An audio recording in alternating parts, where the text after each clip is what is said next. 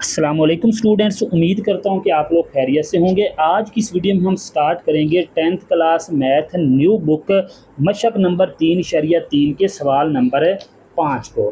तो सवाल नंबर 5 की स्टेटमेंट सुन लें। क्या कहता है कि अगर हमारे पास ये ए कालब हो और ये बी कालब हो तो साबित कीजिए कि ए कालब बी का और बी कालब ए का जमी मकूस है। ठीक है, क्या करना है, हमने ये साबित करना है जो कालब ए है वो कालब बी का जमी मकूस है और जो कालब बी है वो कालब ए का जमी मकूस है। ठीक है, तो हम इसके पार्ट नंबर 1 को सॉल्व करते हैं कि ये प्रूव करते हैं कि कालब ए जो है ना वो बी का जमी मकूस है। तो ये हमने कालब ए लिख लिया, वो किसके इक्वल है जी 5 6 7 -2, और यहाँ पर ये कालब बी लिख लिया, वो किसके इक्वल है -5 -7 -6 2 के इक्वल है। ठीक है, अब हमें कैसे पता चलेगा कि जो कालब ए है वो बी का जमी मफूस है? तो आपने क्या करना है कि ए को ना आप बी में ऐड कर दें, यानी कि ए को बी में जमा करें। आंसर अगर हमारे पास ज़ीरो आ जाए, यानी कि ये ज़ीरो मैट्रिक्स आ जाए, यानी कि 0 0 0 0 ये मैट्रिक्स आ जाए, तो ए जो है वो फिर कालब बी का जमी मफूस होगा। अगर हम बी को ए में ऐड करें, बी को ए में जमा करें तो इसका आंसर भी ज़ीरो है, तो फिर बी जो है ये ए का जमी मकूस होगा।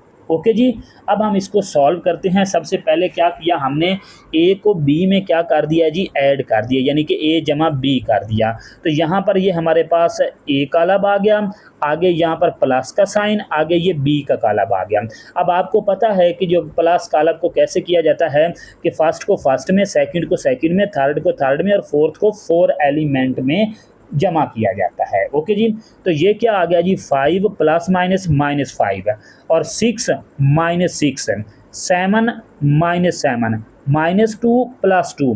अब 5 में से 5 माइनस करें तो 0 आ गया, और 6 में से 6 माइनस करें तो ये भी 0 आ गया, 7 में से 7 माइनस करें तो ये भी 0 आ गया, -2 + 2 करें तो ये भी 0 आ गया। तो अब यहाँ पर देखें कि a + b का आंसर 0 मैट्रिक्स आ गया। ठीक है, यानी कि सिफर कालब आ गया।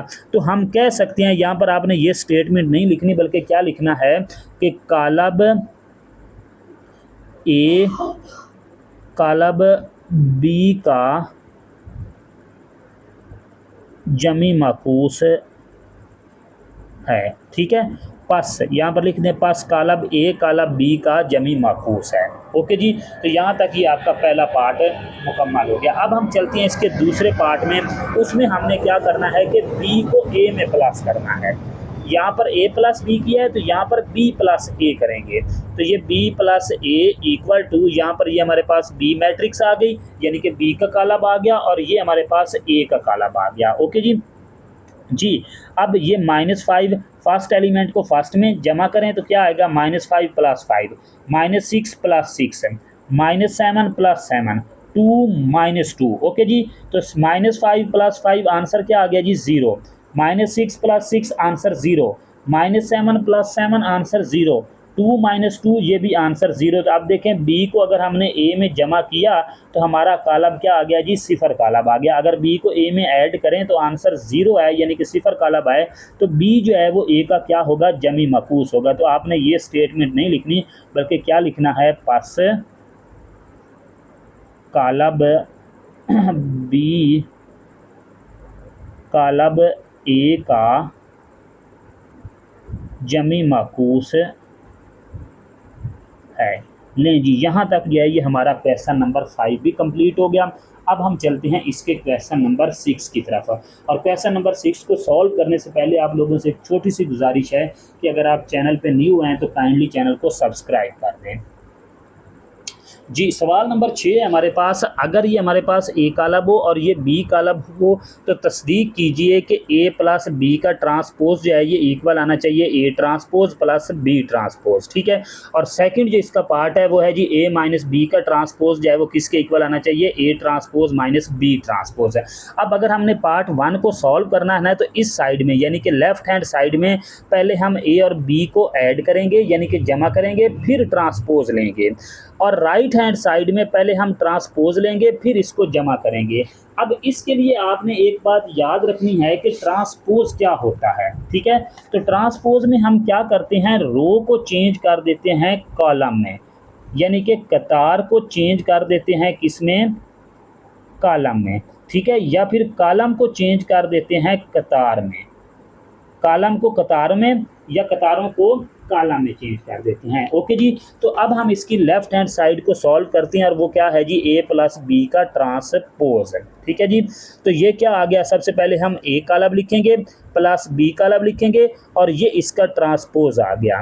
اب یہ بریکٹ یہ شو کرتی ہے کہ آپ نے پہلے ان کو جمع کرنا ہے پھر ٹرانسپوز لینا ہے۔ سب سے پہلے ان کو جمع کر لیتے ہیں، تو کیا بنے گا، 6 + 8 -2 -1، یہ -1 ہے، اور 0 + 3 3 + 0، تو یہ کیا آ گیا، 6 میں 8 پلس کیا تو 14 -2 -1 -3 0 + 3 تو 3 آ گیا، 3 + 0 3 آ گیا، اوکے جی؟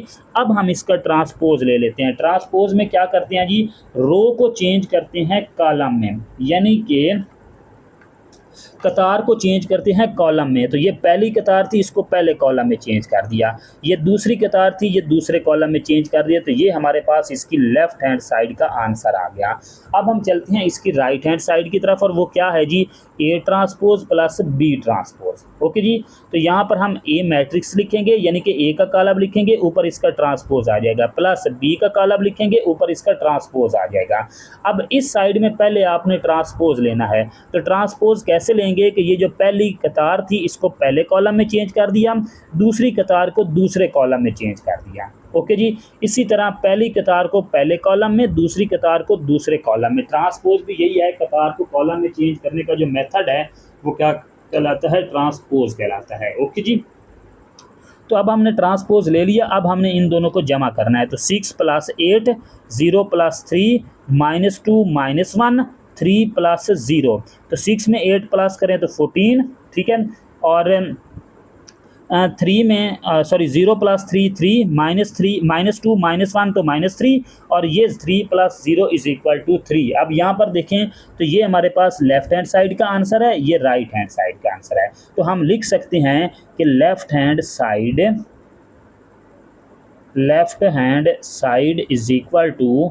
Right hand side. لیں جی، یہاں تک جو ہے یہ ہمارا پارٹ نمبر 1 جو تھا وہ کمپلیٹ ہو گیا۔ اب ہم چلتے ہیں اس کے پارٹ نمبر 2 کی طرف، اور پارٹ نمبر 2 کیا ہے جی، اے مائنس بی کا ٹرانسپوز ایکول آنا چاہیے A transpose minus be transpose, تو یہ اس کی لیفٹ ہینڈ سائڈ ہے، وہ کیا ہے جی، اے مائنس بی کا ٹرانسپوز۔ تو اس سائڈ میں ہم نے کیا کرنا ہے، پہلے مائنس کرنا ہے پھر ٹرانسپوز لینا ہے، تو یہ اے کا لب آ گیا، آگے مائنس، آگے یہ بی کا لب آ گیا، اور یہ اس کا ٹرانسپوز آ گیا، اوکے جی؟ تو اب پہلے مائنس کریں تو یہ کیا بنے گا، 6 - 8 -2، یہ مائنس اور یہ مائنس، یہاں پہ پھر پلس کا سائن آئے گا، اوکے جی؟ کیونکہ یہ مائنس اس مائنس کو چینج کر دے گی، تو یہ آ جائے گا 0 - 3 اور 3 - 0، تو 6 میں سے 8 مائنس کیا، آنسر -2، -2 + 1 -1، 0 - 3 -3، 3 - 0 3، اوکے جی؟ اب ہم اس کا ٹرانسپوز لیں گے۔ ٹرانسپوز کیا ہے جی، پہلی قطار کو پہلے کالم میں چینج کر دیا، دوسری قطار کو دوسرے کالم میں چینج کر دیا، تو یہ ہمارے پاس اس کا ٹرانسپوز آ گیا، اوکے جی؟ اچھا جی، اب ہم اس کی رائٹ ہینڈ سائڈ کی طرف موو کرتے ہیں۔ جی، رائٹ ہینڈ سائڈ ہمارے پاس کیا ہے جی، A transpose minus be transpose, تو سب سے پہلے ہم اے کا کالم لکھیں گے، اوپر ٹرانسپوز آ جائے گا، مائنس بی کا کالم اوپر ٹرانسپوز، ٹھیک ہے؟ تو اس سائڈ میں پہلے ہم ٹرانسپوز لیں گے، تو پہلی رو کو پہلی قطار کو پہلے کالم میں چینج کر دیا، دوسری قطار کو دوسرے کالم میں چینج کر دیا، مائنس ہے، یہ پہلے قطار کو پہلے کالم میں، دوسری قطار کو دوسرے کالم میں چینج کیا، تو یہ اس کا ٹرانسپوز آ گیا۔ اب ہم نے ٹرانسپوز لے لیا، اب ہم اس کو اس میں سے مائنس کریں گے، تو یہ کیا بنے گا، 6 - 8 0 - 3 -2 -+1 اور 3 - 0، 6 میں سے 8 مائنس کریں تو آنسر -2، 0 میں سے 3 مائنس کریں تو یہ -3، -2 میں 1 پلس کریں تو 1 آ گیا، سوری -1، اور 3 میں سے 0 مائنس کریں تو 3 آ گیا۔ اب یہاں پر دیکھیں یہ لیفٹ ہینڈ سائڈ کا آنسر ہے، یہ رائٹ ہینڈ سائڈ کا آنسر ہے، تو آنسر دونوں کا ایکول ہے، تو ہم لکھ سکتے ہیں کہ لیفٹ ہینڈ سائڈ جو ہے یہ ایکول ہے رائٹ ہینڈ سائڈ کے۔